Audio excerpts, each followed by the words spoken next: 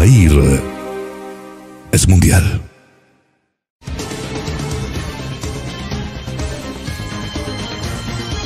Editorial Corporativo de Medios de Comunicación presenta.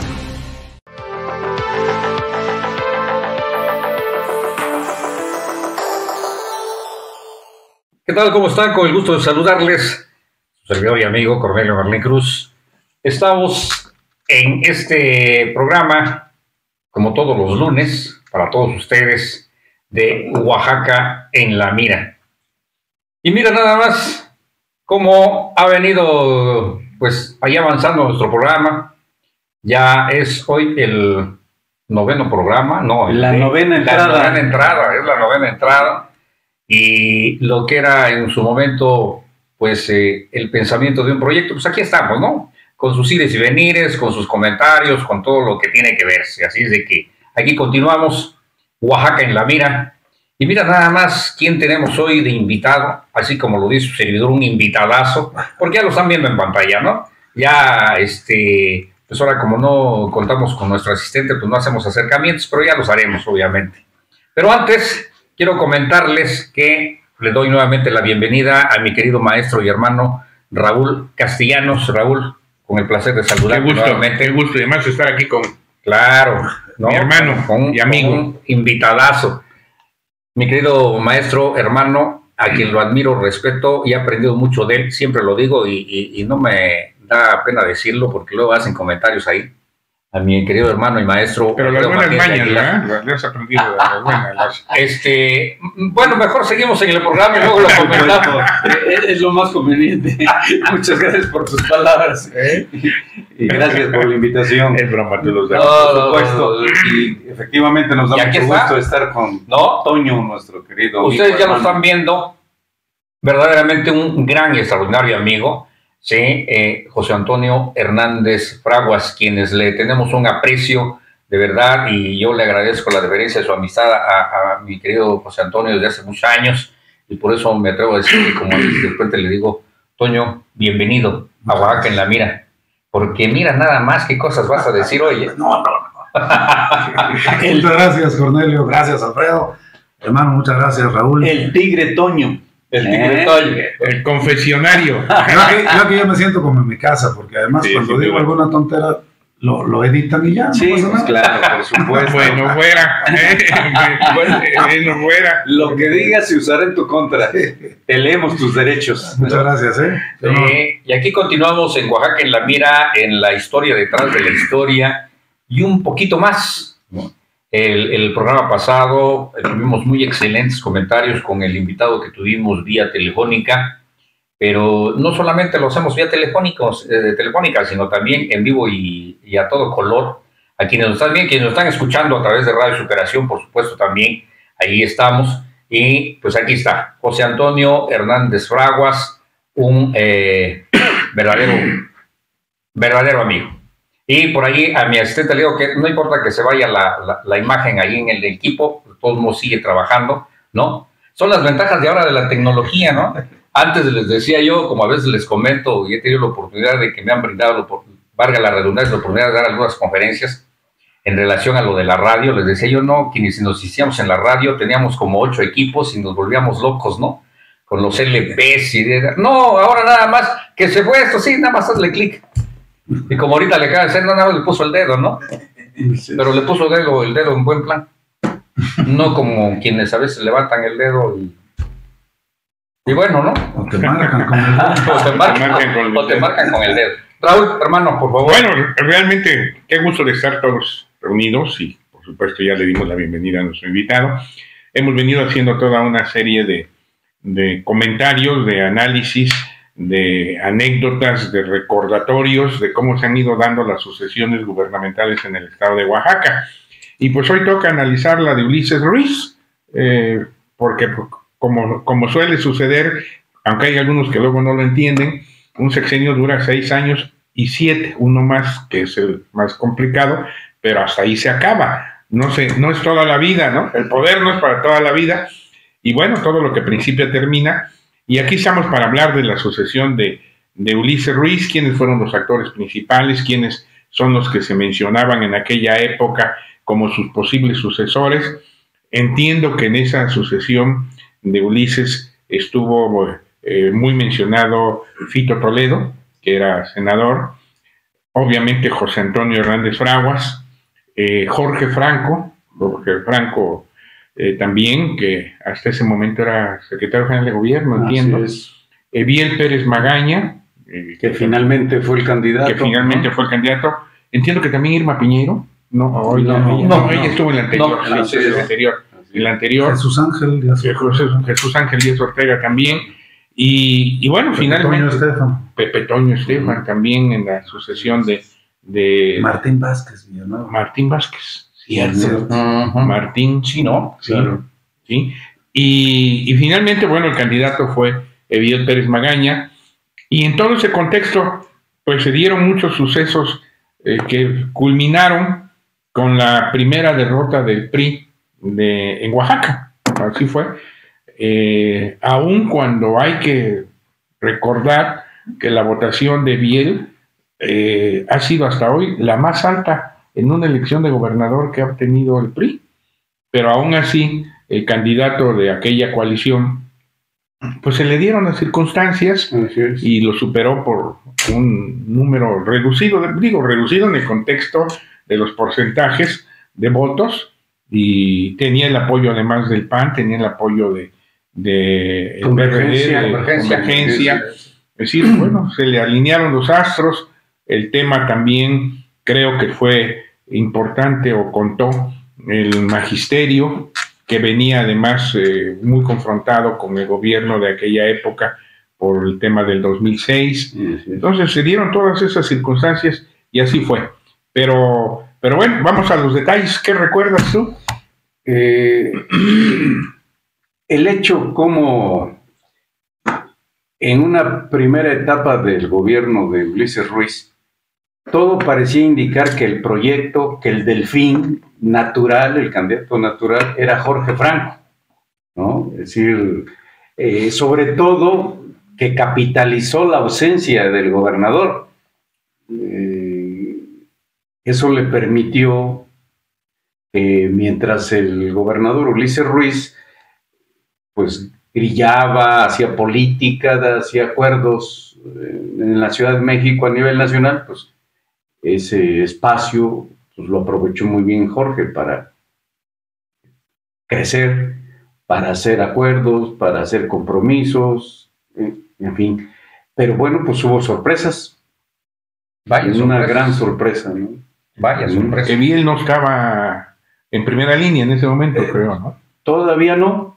Yo creo que más que Franco, los 2 primeros años con una gran intensidad, Fito Toledo.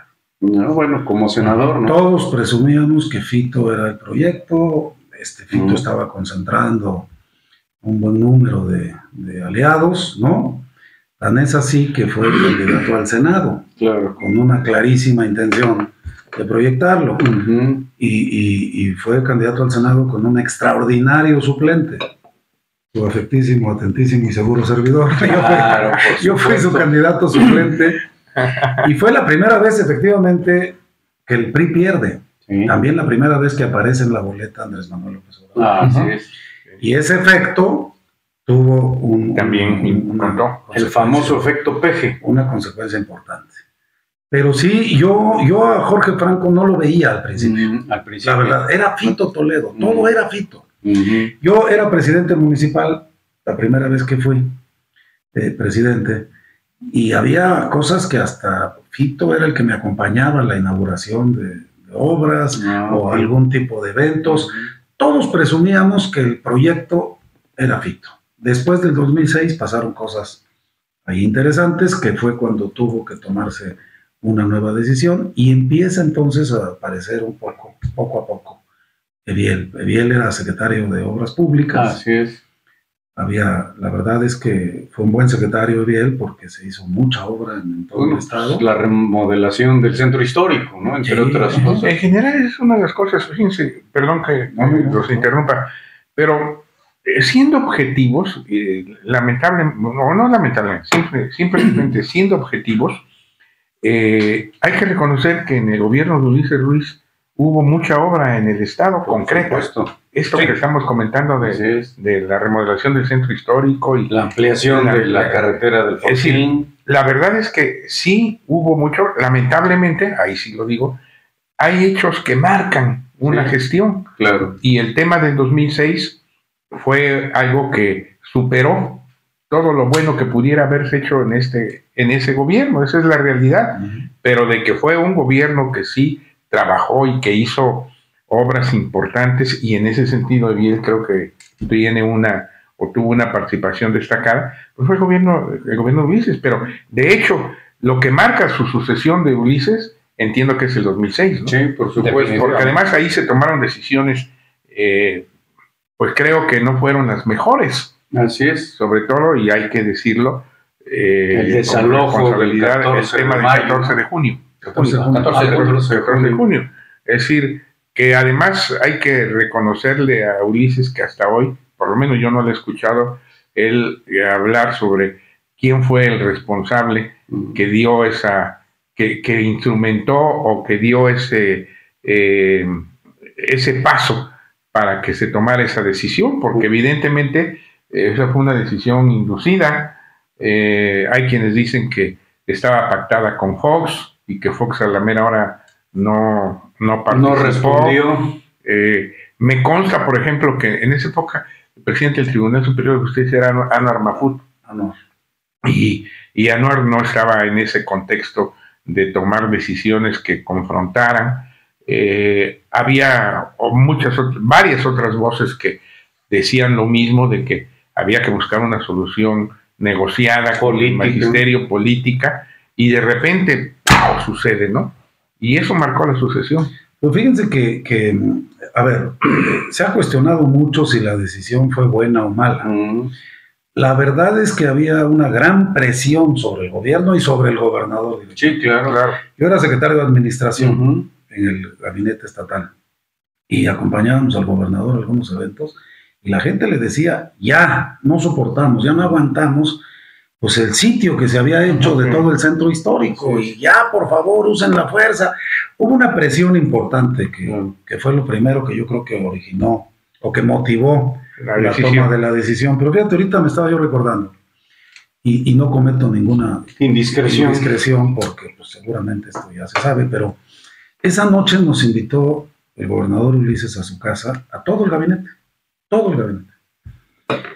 y nos planteó lo que iba a pasar en la madrugada y pidió la opinión de cada uno de nosotros.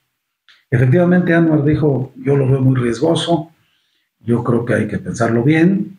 No me acuerdo cómo se llama, quién era la secretaria de Protección Ciudadana entonces. Patricia Villanueva. No, Patricia creo que era procuradora. Procuradora, sí. Creo que era procuradora. Alma López. Alma también dijo, López. Señor, yo creo que tengo ahí algún punto de vista. Y yo dije, gobernador, yo creo que es muy riesgoso, es un sindicato muy fuerte, esto va a tener repercusiones. Y todos los demás dijeron, no, pues está padre, adelante, gobernador. Pero fue una cena que hizo, no una cena, una reunión que terminó hasta muy altas horas de la noche. E incluso muchos nos quedamos ahí en la casa de Ulises a ver el resultado. Ya no salimos de ahí estuvimos toda la noche para pues ver lo que ya sabemos que pasó, ¿no? En principio se estaba pensando en un operativo que duraría, no sé, 10, 15 minutos y se acabó, y se fue alargando, y se fue alargando, y se fue alargando, y eran las 8 de la mañana, ¿no? Las 8:30, y hasta que el gobernador tuvo que tomar la decisión de que la policía se retirara, porque efectivamente ya hasta los propios policías, había riesgo de que hasta los propios policías se voltearan. Sí, claro. Por la propia situación, ¿no? Pero sí lo comentó, me acuerdo perfecto de esa cena. Yo me quedé toda la noche ahí, con algunos otros compañeros, algunos otros se fueron, pero sí, y sí había un gran nerviosismo, es una decisión muy difícil, ¿no? Sí, complicada. Muy complicada, pero efectivamente eso marcó sin duda ese sexenio. Sí, así es. Y bueno, aún así viene ya la recuperación, porque estas son cosas de la política muy extrañas, no muy extrañas, sino que suelen suceder en la política. Ese 2006 había elecciones, obviamente, ¿no? Que es precisamente cuando compite Andrés Manuel López Obrador por primera vez en esa elección, y viene todo el tema de Calderón, ¿no? Que gana por un punto y pico, ¿no? Y viene haya sido como haya sido. Viene el plantón de reforma y vienen todas estas condiciones que vienen a incidir sobre lo que estaba sucediendo en Oaxaca, claro, ¿no? Y finalmente el tema se va al ámbito nacional, lo que estaba sucediendo en Oaxaca. Yo creo que hay un hecho, llega un momento en que se discute en el Senado el tema Oaxaca y hay una votación, no sé, creo que así fue, y en esa votación Fito no participa, se retira, entiendo que se abstiene, ¿no? Se abstiene, no, se retira y no vota. Y muchos opinan que pues que eso fue el punto de quiebre de esa posible candidatura a la gubernatura. Sí, porque se esperaba que defendiera desde la tribuna al gobernador, ¿no? Claro, claro. Y la verdad es que todos apostaban, todo el mundo apostaba en el país, pues que era la caída del gobernador. Incluso ¿no? formalmente. Entonces había ahí la posibilidad de una sucesión inmediata. Pues, así ¿no? es. Incluso formalmente hubo gobernadores que le hicieron la solicitud, ¿no? Gobernador del Estado de México, entonces. Enrique Peña Nieto. ¿no? Al que le voló supuestamente el copete, ¿no? Pues dicen que hubo ahí una discusión fuerte, ¿no? Unas diferencias. Pero sí, todo el mundo apostaba que era la caída del gobernador, ¿no? Y bueno, se mantuvo, se sostuvo. Y yo creo que ahí fue un poco la diferencia, porque efectivamente algo pasó en el Senado que daba la idea, cuando menos, yo no me atrevo a asegurarlo, pues de que Fito estaba viendo la posibilidad de que efectivamente ante una posible salida, pues él pudiera, que además pues era lo lógico, era el senador, ¿no? Así es. Sí, que son las apuestas que a veces tienes que errores de cálculo, ¿no? En política, ¿no? Pues sí. Es decir, desde un punto de vista de esa visión de que él podía ser el interino, pues era conveniente no comprar la bronca, ¿no? Claro. Porque el hecho de que subiera a defender o votara, porque creo que hubo una votación, eso lo marcaría y le impediría ser candidato, ser interino. Y bueno, pues al final de cuentas las cosas salieron al revés. ¿Tú cómo te sentiste, Toño, en ese contexto? Pues cuando ya llega el momento, porque además, perdón, a lo que iba yo, en política todo cambia. En 2006 hay un resultado electoral muy complejo a nivel nacional. El PRI en Oaxaca pierde la mayoría de los distritos federales. Entiendo que los dos... Por primera vez, ¿no? Por primera vez, sí. Sorpresivamente. Creo que solamente hay 2 distritos que ganan. El de que gana Patricia, precisamente, Villanueva, y el otro creo que fue Jorge Toledo. Jorge Toledo. Creo que sí, ¿verdad? Sí, efectivamente. 2 de aquella época eran 11 distritos electorales. Es una derrota absoluta, apabullante del PRI en Oaxaca. Pierde el Senado y además Andrés Manuel gana Oaxaca. ¿Vale? Sí. Y viene el 2007, elecciones locales en Oaxaca, después ya de que se había transitado en el 2006 el conflicto. ¿Y qué sucede? Es decir, me acuerdo que a la cabeza de la lista pluri del Congreso local va Jorge Franco. Así es. Como candidato. Así es. Que va encaminado, obviamente, por el gobernador a ser el líder del Congreso. ¿No? Así es. ¿Verdad? 2007. ¿Y qué pasa, man? Órale, el PRI gana todas. Y 25 distritos locales. Y no entra. Y no entra Jorge. Así es. ¿No? Pero eso nos da la pauta de que, bueno, yo diría que hasta en el 2024, quién sabe qué vaya a pasar, ¿no? Porque hoy hay nuevos derroteros. El electorado es increíble. Hay otros datos. Y yo creo que en ese resultado del 2007, Toño, contó mucho también parte de lo que tú dijiste hace rato, de que le comentaban al gobernador, oiga, ya la anarquía, o ya la confrontación, más que la anarquía. El hartazgo. Más que la otra cosa. La confrontación no es válida. Yo creo que eso contó a favor del PRI en el 2007 y llega la victoria para el PRI. Entonces cambia todo el escenario. Es la primera vez que se empieza a hablar de que no estando Andrés Manuel López Obrador en la boleta, seguíamos ganando. Por supuesto. porque en el 2006, estando en la boleta, nos había pegado con todo. Y efectivamente se ganan los 25 distritos y los principales municipios. Yo gano la ciudad de Oaxaca. Claro. Esa segunda. No, la primera vez se gana, claro. ¿No? Y se ganan los. O sea, sigue siendo aquel PRI, ¿no?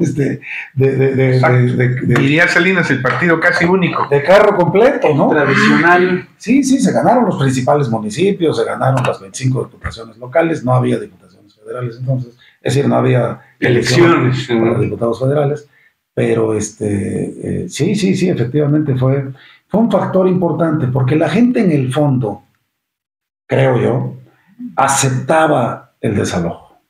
Por supuesto, porque sí, era un clamor general. Era una presión muy fuerte sobre sí. Yo creo que ningún gobernador hubiera podido tomar esa decisión así nada más porque se me ocurrió. No.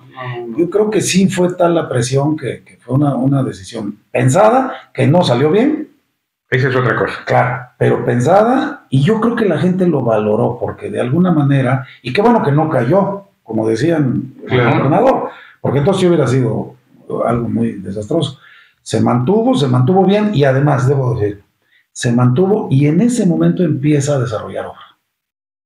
Fíjate, después del 2006 vienen los 4 carriles del Cerro del Fortín, el Zócalo, el Llano, el Consati, la Fuente de las 7, que ahí se convirtió en 8 regiones, la Fuente de las 8. La Velaria. Regiones, la Velaria, las vueltas inglesas, y las más de, esas ya me tocaron a mí, muchas de estas ya me tocaron a mí como presidente, pero las más de 380, creo, calles del centro histórico con una gran inversión.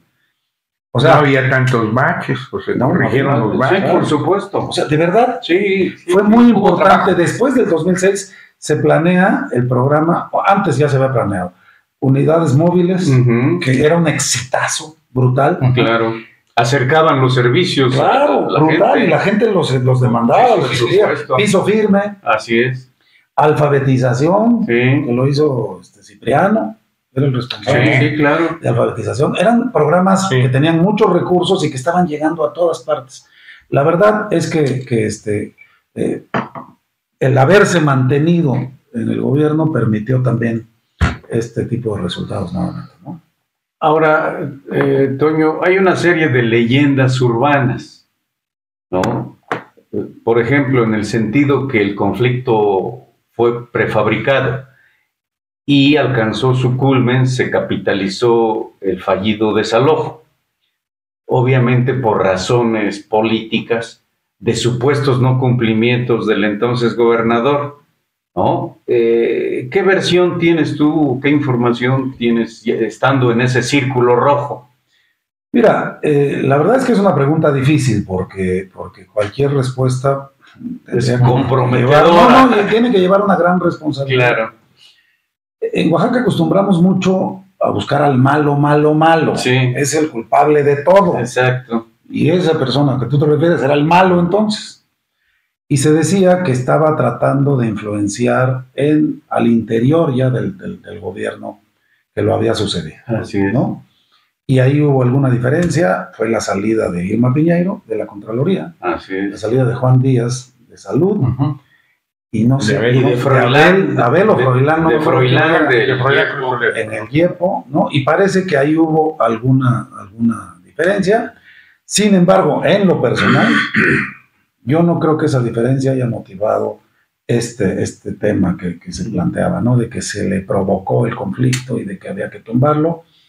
Yo creo que no, porque ahí hubieran habido consecuencias más graves, mucho más graves. En un interinato hubiera sido la presión del gobierno de Fox, el secretario aquel Abascal, ¿no? Sí, el secretario de Gobernación, que estaba durísimo, ¿no? Digo, tenemos noticias, informaciones de las reuniones que se hacían en Gobernación y cómo levantaba el teléfono y decía, vayan por fulano. Ya, o sea, ¿no? Cosas así que hubieran sido muy graves. Yo no lo veo así, pero sí se generó esa situación porque hubo esas diferencias, ¿no? La salida de estos 3 funcionarios muy importantes generó seguramente algún distanciamiento, alguna diferencia ahí que habría que sí tuvo consecuencias, pero no creo que para el movimiento. Otra leyenda urbana que lo que motiva el malestar de los dirigentes de organizaciones sociales y que es capitalizado en esta supuesta maniobra perversa, es el cierre de la llave de muchos millones al año que pues se le cortaron, ¿sí? Y que finalmente permitió el surgimiento de la Asamblea Popular de los Pueblos de Oaxaca, ¿no? Estás hablando de las organizaciones, se le cortó a las organizaciones. Sí, claro, organizaciones sociales, sí. Sí, pero mira, hay muchas cosas que se han hecho. Yo creo que estando en la silla del gobernador habrá que conocer su punto de vista para... O esperar, ¿no?, que escriba sus memorias. O esperar que escriba sus memorias. Hay muchas, efectivamente, muchas leyendas urbanas. Pero lo que sí es cierto es que sí hubo una diferencia, alguna especie de distanciamiento, ¿no? De ruptura.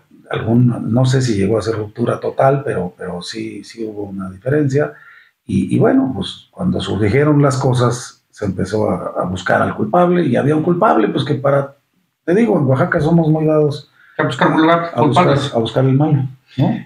Ahora, en ese sentido también, pues cuando animales políticos por antonomasia se confrontan, pues hay jugadas extraordinarias, ¿no? De 4 bandas. Y la supuesta respuesta o advertencia o amenaza del entonces gobernador a la federación, al presidente, para evitar que lo licenciaran y saliera de la gubernatura, entregar el Palacio de Gobierno a Andrés Manuel López Obrador. Se ha comentado. Sí, se ha comentado. Mira, yo creo que Ulises jugó todas sus cartas. Entonces estaba obligado a hacerlo, ¿no? Y si en ese contexto, tampoco a mí me consta, como lo dice Toño, claro, hay cosas que no nos constan, aunque se digan. Claro. Pero sí se comenta mucho que hubo esa amenaza, ese planteamiento. Pero la verdad, yo creo que jugó bien.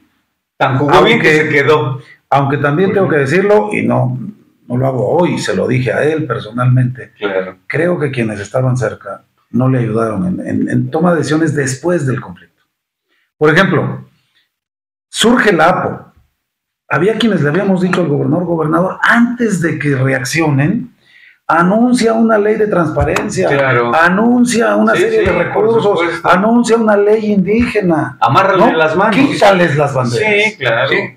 Y había otras voces que decían, no hagas caso, ya sabes, ¿no? Porque también había mucha irresponsabilidad. ¿Te refieres a la burbuja? Y a parte de la burbuja, y también había mucha irresponsabilidad, hay que decirlo con toda claridad. Decían, no pasa nada. Creo que se le pudieron haber quitado las banderas a esa naciente APO y hubiera sido menor el problema, claro, pero bueno, se dejó no se hizo, y entonces pues se agarraron todas las banderas de este lado, APO, y generó pues varios meses y años de conflicto. 7 meses de conflicto. Claro. Sí, fue largo. Claro, muy bien, pero ya llegamos a la sucesión. 2009, que es cuando ya está el jaloneo, ¿no? Sí. ¿Cómo te sentías? Mira, yo tenía una más o menos buena relación con María de las Heras, que en paz descanse. Y tengo todavía muy buena relación con César Augusto Santiago, con su esposo. Y hoy me llevo muy bien con Rodrigo, su hijo. Y yo conocí las encuestas. Y yo vi cuáles eran los resultados. Y si se hubiera decidido por encuestas, realmente el candidato hubiera sido yo. No había una diferencia brutalmente ganadora, claro, pero entre los posicionados, porque a mí me ayudó mucho el gobierno de Ulises en la presidencia municipal, claro, por todo lo que se hizo, era muy claro, mencionado. Había resultados. Fue una gran inversión, claro, en la ciudad de Oaxaca, claro, sobre todo en la ciudad de Oaxaca, que estaba destrozada. Así es. Fue una gran inversión. Cierto. Entonces yo tenía esos datos, yo los platiqué con gobernador en su momento, con algunos otros personajes en el partido, y estábamos muy conscientes de que los números de los sondeos eran favorables. Y además de María, que era una gente confiable, seria, profesional, confiable para esto, claro, me daban alguna posibilidad. Entonces yo tenía pues esa esperanza. En medio de esto les voy a platicar algo que hace ratito comentábamos con Raúl antes de empezar el programa. En medio de esto, bueno, yo siendo presidente municipal tuve como regidor a Memo Zabaleta, que también en paz descanse, que fue mi contrincante. Rojas Zabaleta. Memo Zabaleta Rojas. Rojas. que fue mi contrincante, él fue candidato por el PAN y se integró como candidato, y Memo me empezó a plantear que nos juntáramos ahí un poco más con el PAN y con el PRD. Una alianza naciente. Y entonces, de repente me invitan a una comida en México, en un restaurante en el centro, en el Mesón del Cid. Muy bueno, ¿eh? Y cuando yo llego a esa comida... El lechón es sabrosísimo. Era yo presidente municipal. Claro. Llego con Memo Zabaleta. Ahí estaba Amador Jara, que era el presidente del PRD. Estaba Carlos Moreno, que era el presidente local del PAN. Y para mi sorpresa, estaban dos amigos míos que fueron mis compañeros diputados. César Nava, que era el dirigente nacional del PAN, y Jesús Ortega, que era el dirigente nacional del PRD, en la mesa. Palabra de honor. Y entonces me dicen, oye, pues la muestra de que estamos sentados juntos es que vamos a hacer la primera alianza PAN-PRD y vamos a tener otros aliados. Pero PAN-PRD vamos a ir juntos en las próximas elecciones y Oaxaca va a ser una de las primeras, o la primera. Y la verdad es que solo hay una opción hasta hoy, y esa opción se llama Gabino Cue. Y entonces Gabino tiene una cercanía con Andrés Manuel y había ahí ya sus diferencias, y entonces el planteamiento que traemos con la venia de quien tenía que traerla, ¿no? Que además era mi amigo. En el caso del PAN, Felipe Calderón. Sí. En el caso del PAN. Era el presidente y fue mi compañero en la escuela. Y en el PRD ya había diferencias graves con Andrés Manuel y la corriente de los Ortega. Ya se estaban separando de Andrés Manuel y obviamente Calderón. Entonces, pues maestro, pues la propuesta es que seas tú nuestro candidato de la primera alianza PAN-PRD. Pues la verdad fue una sorpresa. No les voy a negar que sí me tentó, ¿no? Pues dices, oye, hermano, pues esta es una gran posibilidad.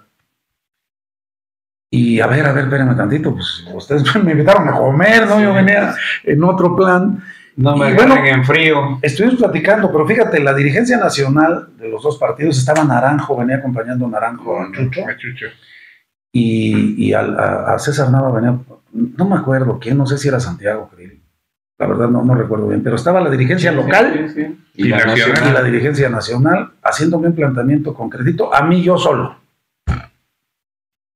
Y entonces les dije, oigan, pero a ver. Y yo no sé si fue un error o no, porque yo me siento muy contento de haber tomado esa decisión. Pues sí. Primero, les digo, yo conocía los números y yo pensaba que iba a ser candidato al PRI. O que podía ser candidato al PRI. Y segundo, les dije, a ver, ¿y Gabino cómo está? ¿Por qué no sentamos a Gabino en la mesa? No, dijeron no. Bueno, les dije, miren, Gabino es mi amigo, porque además todavía es mi amigo, pero en esa época éramos mucho más amigos, éramos integrantes del equipo de Diodoro, cercanos en gobernación. Y les dije, a ver, si no está Gabino, no podemos seguir platicando, porque a mí no me gustaría alcanzar esto, que es lo más importante de mi vida, pero pasar sobre la espalda de un amigo, llegar sobre la espalda de un amigo. Y así fue textual.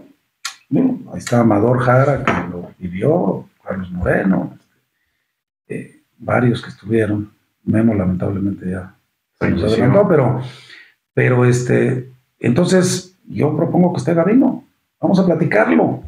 O sea, sí me llegó a tentar de tal manera que dije sí, ¿no? O sea, sí, pero también yo tenía por el otro lado la posibilidad y la esperanza de que se reconociera esos números que yo conocía y que las preferencias. Pudiera yo ser el candidato. Al final, pues ya no se hizo, ¿no? Ya no surgió esa posibilidad. Yo seguí todavía pensando que había la posibilidad aquí con el partido, con mi partido, y finalmente pues salió lo que ya sabemos, ¿no? De repente surge Eviel, empieza a hacer un recorrido por todo el estado con obras y obras y obras y obras y obras, y entonces pues de repente empieza a mencionarse el nombre de Eviel, y al final pues quien toma las decisiones en estos casos nos convocó a varios, bueno, a todos, uno por uno. A las aspirinas. A las aspirinas, uno por uno, y nos fue diciendo, oigan, pues vamos para aquí, yo les pido que nos ayuden en estos términos, ¿no? Estaba el partido, en fin. Y bueno, pues entonces tomó la decisión de que fuera Eviel. Pero fíjate, yo tuve la oportunidad entonces de haber sido candidato de la primera alianza PAN-PRD. Y ganar. Con la propuesta de las dos dirigencias nacionales y con la bendición de la presidencia. Y ganar. Y probablemente ganar, pues como eran las posibilidades de entonces, ¿no? Sí, por la suma, ¿no? Probablemente ganar. Entonces, pues bueno, finalmente se tomó la decisión.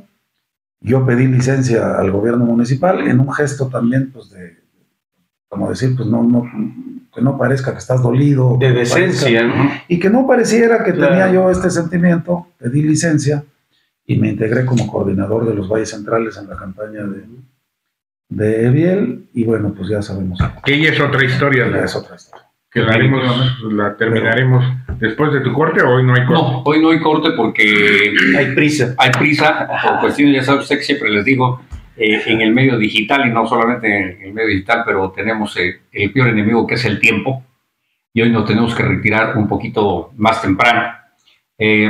Yo hoy nada más estuve aprendiendo, escuchando, porque precisamente en esa etapa, pues bueno, yo me encontraba en unas lujosas vacaciones que me había regalado el gobernador, que le había dejado el espacio a mi querido amigo Ulises Ruiz, y que me mandó a vacacionar, ¿no? Me mandó a vacacionar. Sí, y estaba disfrutando de unas espléndidas vacaciones, ¿no? ¿Dubái o no? No, ¿cómo se llama? ¿Verdad? Un poquito arriba de las Bermudas. Ah, ya. Sí, ¿no? Y ahí me fui 3 años, que me fui a vacacionar elegantemente, 3 años, sí, ¿no? Que de hecho, cuando yo llegué precisamente al aeropuerto ahí en las Bermudas, quien me recibió me dijo, mira, ni le muevas porque me indicó el exgobernador que estés aquí viviendo 6 años, ¿no? Pero me aburría los 3 años, dije, no, ya me voy, ¿no? Y ya le marqué al entonces gobernador Ulises, y pues ya hizo el favor de decir, sí, que ya se regrese Merlín. Y aquí estoy, por eso es que hoy me nutrí, hoy me ilustré en esta parte. Y pues aquí seguimos, ¿no? Y aquí seguiremos, aquí estaremos.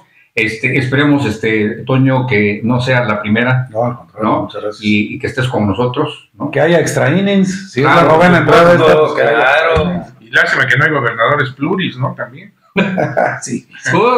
No, qué bueno que no los hay en un momento dado, ¿no? Sí. Pero todavía tenemos unos minutos, ¿no? Sí, claro. Cerramos en estos. Aquí, tal vez bueno, sin duda, este testimonio que acabas de narrarnos ¿ya lo habías platicado públicamente? No, así no. No, lo platiqué con... Bueno, en corto ya lo hemos platicado en alguna ocasión, pero... No, pero bueno. Pues, es correcto, pues es parte además de la historia. hay testigos, pues, ¿no? Y que ahí están todavía. Claro. Es la historia detrás de la historia. El poder detrás del poder. Es otra de las cosas que se dan. Oye, y a ver, tú tienes... ¿Cómo o finalmente por qué ese bien? Mira, yo creo, y lo digo con todo respeto para mi amigo Ulises, creo que le era el más cómodo. Sí, claro.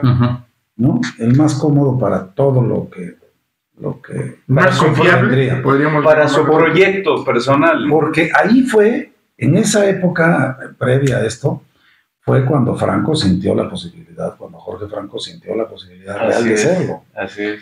A mí me tocó cuando Ulises habla con él, digamos, en esta sala, pues aquí en otra habitación, ¿no? Y verlo cómo salió Jorge, también buen amigo, y el siguiente en entrar fui yo. Y Ulises me platicó lo que había pasado en ese momento. Y yo dije, bueno, pues entonces ya no veo más, porque si no era yo, que los números me favorecían, claro, cuando menos la información que yo tenía, a lo mejor en ese momento el gobernador tenía otros datos. Pero pues yo decía, pues entonces Franco. Claro. ¿No? Sí. Por la cercanía, sí, por la operatividad. Ya no era secretario de gobierno, ¿eh? Ya no, dejó de ser secretario de gobierno cuando el conflicto. Sí, claro. No sé qué estaba haciendo Jorge. Alguna otra cosa, pero ya no era secretario.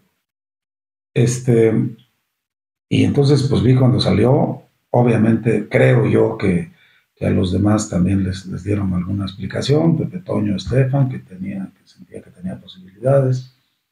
La verdad, Martín no en ese momento todavía ya no contaba. Todavía no. Y ahí fue cuando se nos dijo, pues es Ariel. Claro. Y mira, los que nos formamos en una organización política y los que crecimos dentro de la organización política conocemos las reglas no escritas. Claro. Y las reglas internas. Si aceptas jugar, tienes que respetarlas, ¿no? Y sabemos cómo es el asunto. Entonces, pues hubo rebelión, claro. Franco no quedó contento. Fito no quedó contento. Pepe Toño no quedó contento, ¿no? Incluso hubo ahí algunas reuniones a las que a mí me invitaron. Operación Cicatriz. Pues un poquito como para decir, no lo aceptamos. Pero finalmente se aplanó el asunto y yo decidí personalmente pues integrarme a la campaña. Aunque eso implicara pedir licencia en la presidencia municipal, que eso me dolió mucho porque pues ser presidente municipal de la tierra que naciste, pues es yo creo que... de la capital del estado. El mayor orgullo y privilegio. Es un honor. Entonces, pues ahí fue cuando yo ya me integro, digamos, me sumo a la decisión. Ya empezaron a sumarse algunos otros, pero luego ya vino efectivamente el tema de la elección, en donde también hay leyendas urbanas. Claro. Algunos pues, se fueron decididamente a apoyar al otro lado al candidato Gavino, ¿no? Y bueno, efectivamente, Eviel es quien más alta votación ha tenido. 600,000 por votos. El trabajo de Ulises, porque Ulises era un gobernador orgullosísimamente priista. Sí, claro. De todo hablaba, en todo momento hablaba del PRI y trabajaba para el PRI. Sí. De verdad, o sea, sí, eso era clarísimo. Claro. No había... cuando lo expulsan, porque de verdad es muy difícil ver como un hombre que vivía por el partido, ¿no? Cantaba y cantaba por el PRI. De veras, era un hombre exageradamente involucrado en el trabajo de partido. Claro. Y que de repente lo expulsan por una cosa que a mí no me pareció muy adecuada. Pues es triste, pero bueno, son decisiones que se toman. Así es. Pero había hecho un gran trabajo para el partido. Claro. Por eso Eviel tiene una buena votación. Eviel se esmera mucho en la campaña. Sí. Empieza con muy bajo perfil, fue creciendo, termina ya con un gran discurso y con una buena propuesta. Creo que se esmeró y tuvo muy buena votación. 600,000 votos, más o menos, ¿no? Un poquito más. Un poquito más, porque el candidato de la coalición gana con 720. Sí, no fue suficiente, pero también fue una votación que nadie se hubiera esperado. El promedio eran 450, sí, ¿no? Así es. Ese era el voto duro, digamos, ¿no? Del PRI, que era el que ganaba. Entonces, de repente, todo para allá. Y entonces ahí empezaron a decirse una serie de cosas que a mí no me constan, de las cuales pues observas y te preguntas y te quedan dudas y te quedan incógnitas, pero se decía que se les dieron los datos de la estructura, una serie de cosas. Pero finalmente, pues, Gavino fue el sucesor de Ulises Ruiz. Gavino, pues, con un gobierno que todos conocemos, ¿no? Creo que desaprovechó la gran oportunidad política de su vida, pero ya eso será del primer extra inning, que es el siguiente programa. El siguiente programa, sí, totalmente. ¿No? Sí. Yo creo que vale la pena, y lo digo porque yo lo viví de cerca. Yo estoy convencido que Eviel hizo un gran esfuerzo. Sí, sin duda. Sin duda, y que tuvo una gran honestidad política y lealtad política a su partido y al mismo gobernador en turno, que fue evidentemente quien lo apoyó para ser candidato. Es decir, eso me queda claro. No es, yo creo que no es como en otras sucesiones, como por ejemplo la misma donde Ulises es candidato, que son acuerdos políticos y conveniencias políticas por las cuales fue candidato.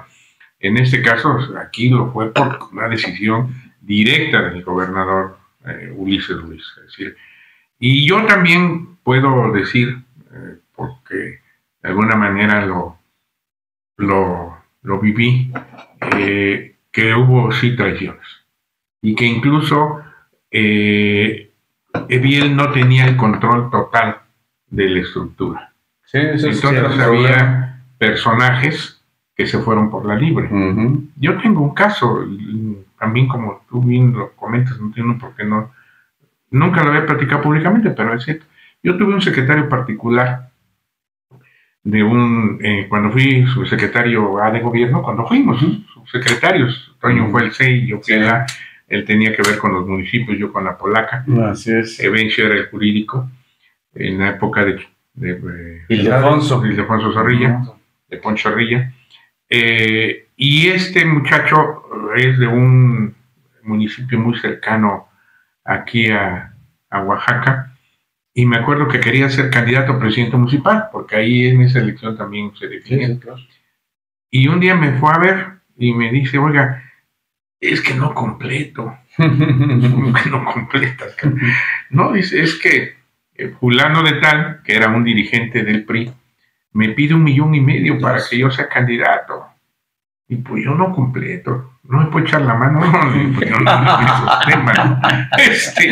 Pero vamos, y después supimos de otros casos en el mismo sentido. Sí, de venta de candidaturas. De cómo se vendieron candidaturas, cómo se le... sí, pues lamentablemente, Eviel creo que independientemente de esa gran votación que tuvo, que coincido contigo que fue una inercia. Inédita, ¿no? Una inercia. Es decir, sí fue traicionado por gentes del mismo PRI que no se sumaron, que hicieron negocios, que vendieron candidaturas y que no sé qué más hayan hecho, ¿no? Jugaron las contras, ¿no? Y bueno, ahí está la historia, ¿no? Claro. Y ahí está la historia de cómo se dio el resultado. Al señor que finalmente ganó la elección, se le alinearon los astros. En política eso es correcto, no hay bronca. Y bueno, la historia tiene a cada quien en el lugar que le corresponde. A algunos los tiene el basurero de la historia. Y ahí seguirán, ¿no? Y otros están aquí sentados. Aquí en la ciudad ganó Luis Ugarteche. Así es. En esa elección. Como efecto también de esa inercia. Creo que era Titi la candidata. Sí. También tuvo muy alta votación, Titi. Sí, claro, pero no le alcanzó. Pero no le alcanzó, porque ahí se contaron todos. Claro. Qué cosas, ¿no?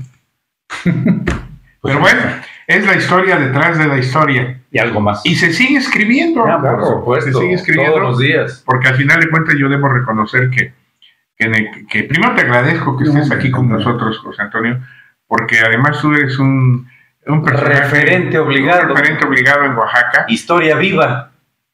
Y bueno, todavía esto no se acaba, ¿no? Hasta que se acaba. Y no se acaba a veces ni con la vida, porque finalmente una de las cosas que yo creo que hay que reconocerle a José Antonio Hernández Fraguas, y que yo siempre lo he dicho, cuando se está en política o en cualquier actividad, hasta en la personal, hasta en la familiar, uno tiene que pensar en la trascendencia. En la trascendencia. Claro. ¿No? Es decir, cómo te van a ver cómo te van a recordar los bisnietos, cómo te van a recordar las otras generaciones. Claro. Y cómo van a, y eso es real. Sí, te van poniendo a los personajes en su lugar. Definitivamente. Y yo creo que José Antonio Hernández Fraguas es un personaje que sin duda va a trascender de la mejor manera positiva cuando sea el momento. Pero todavía va a dar mucha guerra. Espero, ¿no? En estos tiempos. Es un joven maduro. Así ¿no? Es que, al final de cuentas, la juventud es un estado de ánimo. Y ese es el tema, ¿no? Claro. Pero así fue la sucesión de Luis, sí, cierto. Sí. Interesante. Independientemente de los otros factores. Y sí, pues, no podemos afirmar en el sentido de que si hubo realmente quienes han dicho, vendieron la información, vendieron los datos, la ubicación de las casillas. Aunque sí es evidente que hubo un trabajo en contra, ¿no? Contra que posteriormente... Bueno, la mano negra de la propia maestra Elbester Gordillo estuvo presente en Oaxaca con 500 operadores políticos. Hubo una confluencia de factores nacionales. A favor del candidato. A favor de la coalición. ¿De la coalición? Sí, por supuesto, claro. Independientemente que la 22 estuviera también a favor. Bueno, esa también es una simulación no fácil de creer, pero bueno, pues ahí se han utilizado mutuamente, ¿no? Y sí, estuvo documentado la presencia de 500 operadores en el estado. Pues sí, hubo muchas cosas, pero bueno, pues finalmente fue legal, legítimo, sí, Y así fueron las cosas. El pueblo nos ganó. Pero... Y yo terminaría, bueno, no terminaría, pero comentaría que debo reconocerle a Biel que tuvo una actitud serena y congruente cuando se dieron los resultados, porque éramos vecinos en nuestras casas y esa noche lo platicamos y había voces que le insistían, le sugerían que saliera a desconocer la elección. Que era muy clásico, ¿no? En esa época, ¿no? Sí, no reconozco y vamos a... al conteo voto por voto, casilla por casilla. Y yo recuerdo que esa noche, estuvimos en su casa platicando, solamente Biel y yo, y ahí analizamos el tema y había todos esas sugerencias. Y él dijo, no, yo creo que hay que aceptar los resultados porque finalmente nos van a conducir a un estado de confrontación que no beneficia a Oaxaca y ni al mismo PRI y ni al mismo gobernador. Ya venimos de un conflicto anterior y creo que esa fue una actitud muy responsable de Biel, que se conoce poco, madura. Yo lo digo porque yo estuve presente. Es decir, fue una decisión que tomó él, solamente estando yo presente. Y de ahí se redactó el comunicado. Nos fuimos a la misión de Los Ángeles y ahí llegó él y con mucho... No debe ser fácil, bueno, no es fácil, yo también lo viví en algún momento, fui candidato años antes, en el 92, y no es fácil siempre reconocer las derrotas, pero sobre todo en este caso como el de Biel, pero tuvo una actitud muy digna, y eso hay que reconocerlo. Y déjame agregar algo a esto que estás diciendo, muy rápido. Efectivamente estábamos en el Hotel Misión de Los Ángeles, ahí estábamos recibiendo datos, y era pues ahí el cuartel, ¿no?, de la campaña. El War Room. Ahí estaba la sala de prensa, en fin, ¿no? Y ahí estábamos cuando empezamos a recibir los resultados, y Gavino hizo en La Fuente un gran evento de celebración del triunfo. Temprano, a las 7, 8 de la noche tal vez. No más, las casillas se cerraban a las 6. Un gran evento. Y yo lo dejo ahí. Pero si ustedes buscan una foto de quienes venían encabezando esa marcha, porque pasaron frente a la misión de Los Ángeles, era obligado, burlándose. Si ven ustedes quiénes venían en esa foto, entonces se confirmarán muchas cosas.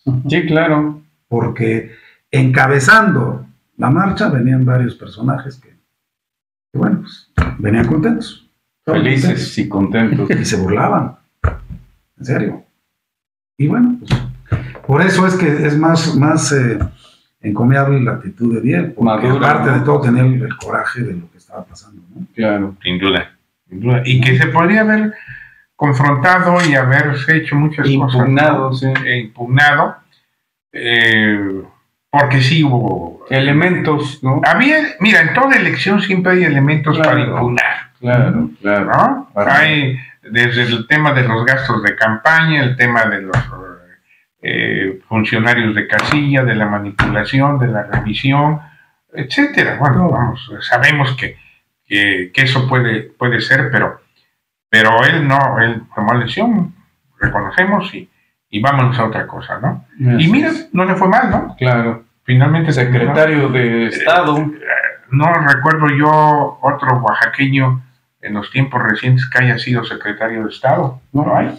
No, ¿verdad? Bueno, Bravo obviamente, obviamente, Bravo Aguja, secretario de Educación, Teodoro, secretario de Gobernación, pero vamos, ya después de ellos no hay ningún otro, bien lo fue, pero además ellos fueron gobernadores y diríamos que en todo caso habían ganado. Claro. Y en el caso de Biel, creo que tiene el mérito de que después de haber perdido, él recupera espacios, es senador, crece políticamente, entiendo que hace una gran cercanía con el líder del Senado en aquella época, Emilio Gamboa, se vincula al entonces presidente, Y a Luis Videgaray, ¿no?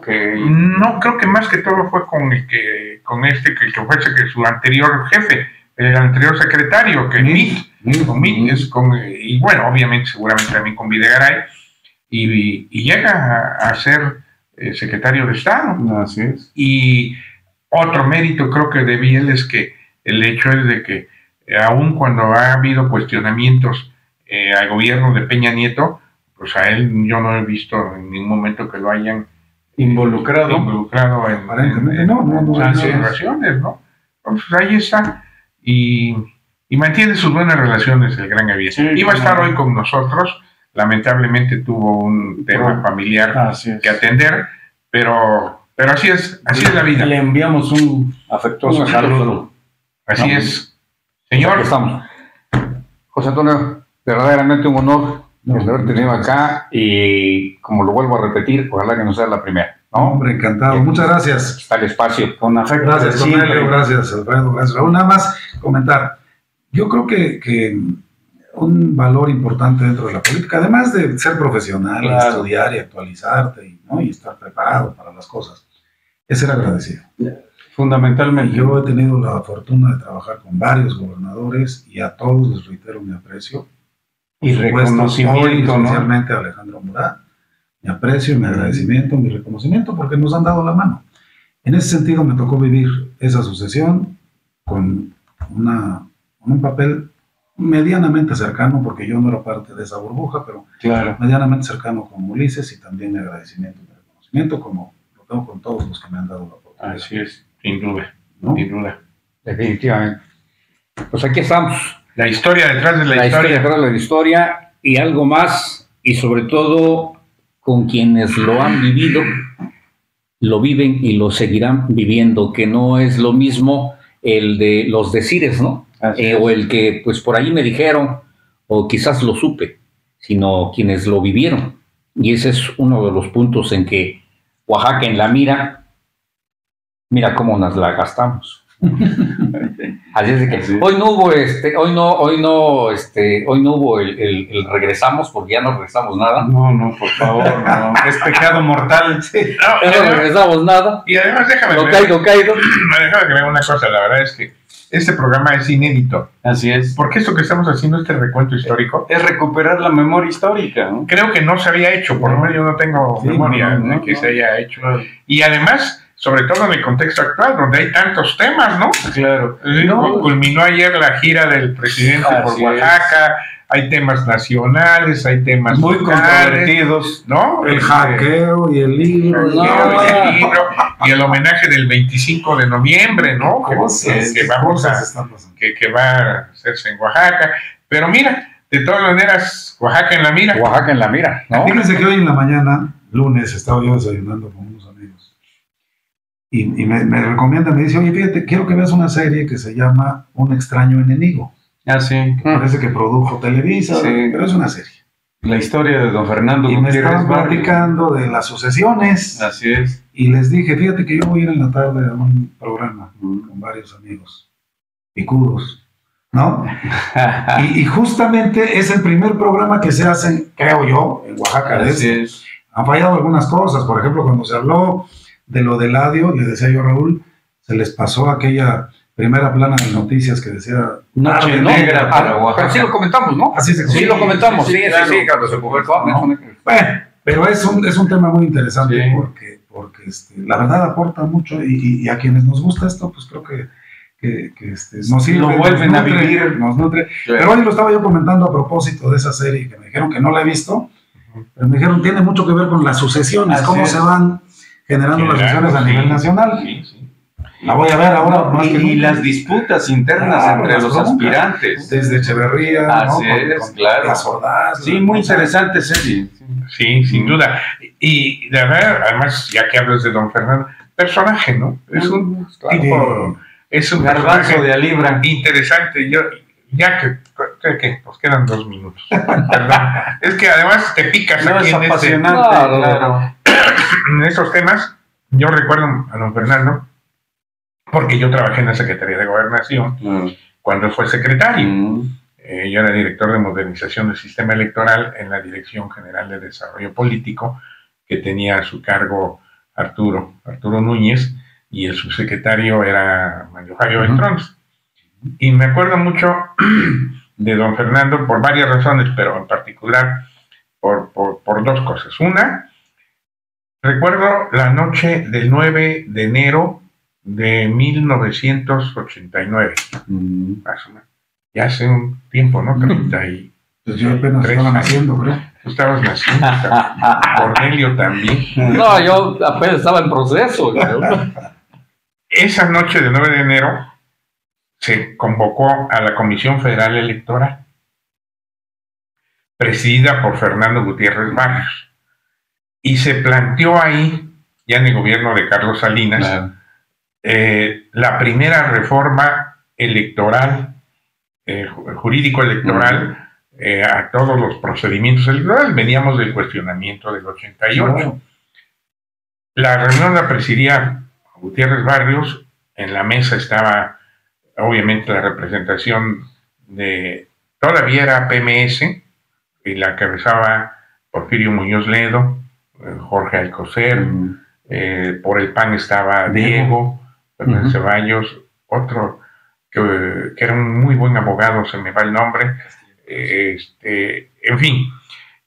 Y don Fernando era un tipo que prefería así las sesiones, ¿no? Un traje azul, corbata roja, camisa azul, su mechón, ¿no?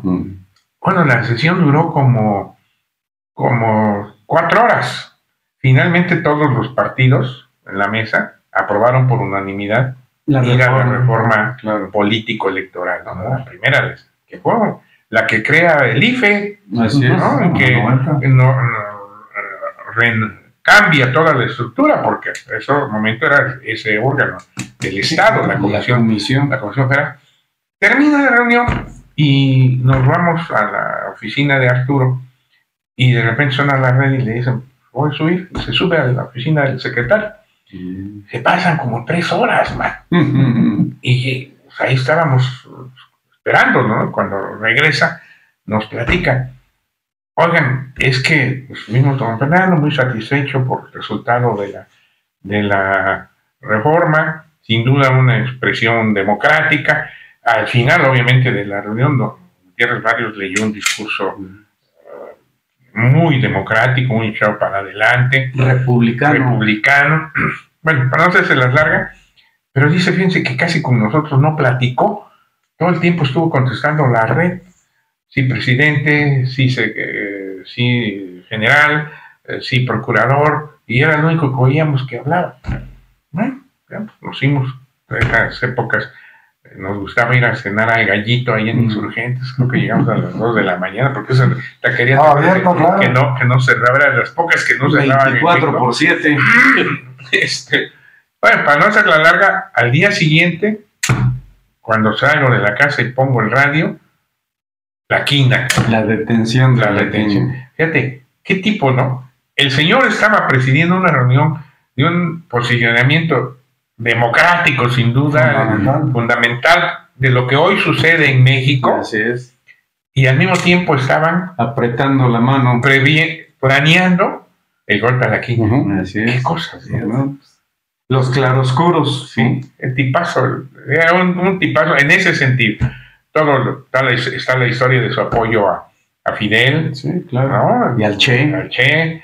Bueno, les proporciona el barco, ¿no? Para caminar. Yo recuerdo que cuando también era el secretario, un día me dice Arturo, oye, el secretario quiere que vaya un observador de confianza a las elecciones de Panamá. Cuando estaba Duque, era el candidato del PRD panameño, apoyado por Noriega, y Endara era el candidato de la oposición, apoyado por Estados Unidos. En esa elección ahí estuvo Carter, y entonces fui yo de observador, ¿no? Y me acuerdo que cuando se vino ya la debacle, porque a los 4 días se anuló la elección que había ganado supuestamente Duque, y me acuerdo que hubo actos ahí muy interesantes porque Carter se quiso ir a meter al colegio electoral que estaba enfrente del barrio donde estábamos hospedados los observadores, y era un centro de convenciones de Panamá, y entonces lo encañonaron a Carter. Y el que se puso en medio fue Gregorio Seltzer, un periodista muy reconocido mexicano que ya murió, que era un latinoamericanista increíble, ¿no? Y me acuerdo que la noche que yo me regresé, estuve con Nils Castro, que era uno de los operadores del PRD, que después fue secretario de Relaciones Exteriores cuando el PRD vuelve al poder, ya sin Noriega, obviamente, en Panamá. Y me acuerdo que lo que me dijo, salúdame a don Fernando y dile que le recomiendo a mi familia. Sí. Punto. Pues Bueno, yo le recomiendo, no sé qué vaya a pasar después de esto. No va a pasar nada más que al contrario, ganas ganas votos, ¿no? Que aquí seguimos. Así es que, pues amigos, amigas, esto es Oaxaca en la mira, porque mira, lo vuelvo a repetir, mira cómo nos la gastamos, ¿no? Así de fácil y sencillo, y con invitadazos como hoy con Toño, que es otra cosa, así de fácil y sencillo. Aquí continuamos y seguimos diciéndole, nosotros aquí estamos con Raúl Castellanos. Gracias, mi buen Raúl, gracias por este espacio, hermano Alfredo, Toño, nuevamente muchas gracias. Su servidor y amigo Cornelio Berlín les dice gracias, nos estamos viendo, nos estamos escuchando la próxima semana en Oaxaca en la mira, porque mira, vas a seguir con nosotros. Hasta la próxima.